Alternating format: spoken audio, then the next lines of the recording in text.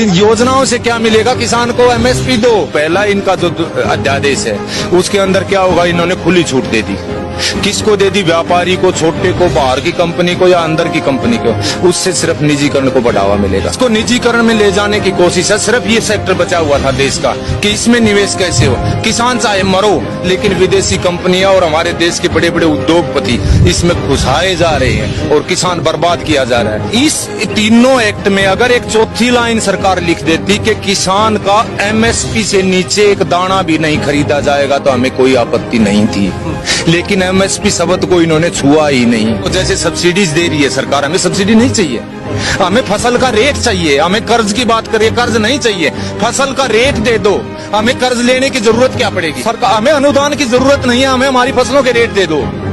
हम खुद इतने समर्थ हैं, देश को हम और भी ज्यादा बढ़ देंगे, समर्थ बना देंगे। पूरा चीन का युद्ध लड़ रहे हैं बॉर्डर पर सारी मीडिया, वहां से थोड़ी फुर्सत मिली। हॉस्पिटल जिसमें अमिताभ बच्चन थे, नानावटी, उधर जा खड़े हुए। उधर से ये विकास दुबे पर आ गए, विकास दुबे से ये वापस फिर इसमें सचिन पायलट के वहां चले गए। किसान की देश के अंदरूनी हालात इतने खराब हो रहे हैं साहब, अब आर पार के बगैर कोई समाधान नहीं है। सरकार ऐसे नहीं चाहती। मैं दावा करता हूं इस पर देश के जितने भी विद्वान हैं, पढ़े लिखे या किसान, आप एक बार अंदाजा लगा के देख लो 2014 में चना, सरसों, धान, कपास, मूंग, मोट, गुआर का क्या रेट था और आज क्या है। कम से कम 2 कदम तो चल के दिखलाते, 2 कदम तो, बल्कि लागत किसान की डबल हो गई है और आमदनी वहीं की वहीं खड़ी है। आज बेचारा बिहार का किसान अपने यहाँ कुछ 1750 के आसपास इसका मक्का का एमएसपी रखा हुआ है, वहाँ पर 600-700 से ऊपर नहीं बिका है साहब। आप तसल्ली करके देख लो।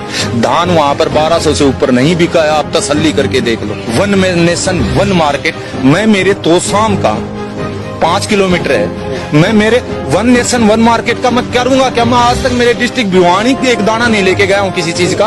उस मार्केट में कर्नाटक कैसे लेके जाऊंगा?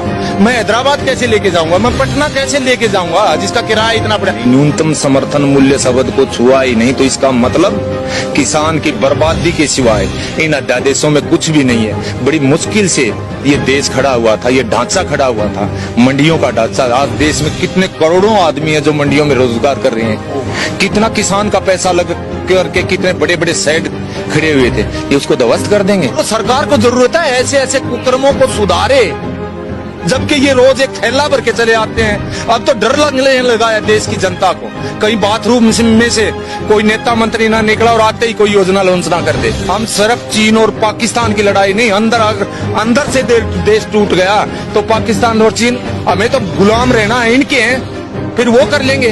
फर्क क्या पड़ेगा? अंदर से मजबूत करो देश को, और किसान के बगैर मजबूत कोई नहीं कर सकता, कोई नहीं कर सकता। हमारा देश कृषि प्रधान देश है और इसको उद्योग प्रधान देश बनाने की कवायद चली हुई है। WTO का प्रेशर हो या किसी बड़े बड़े अंबानी अदानियों का प्रेशर हो, बेचा जा रहा है किसान को। आज भी किसान को नहीं जागी तो भावी पीढ़ियां धिक्कारेंगी।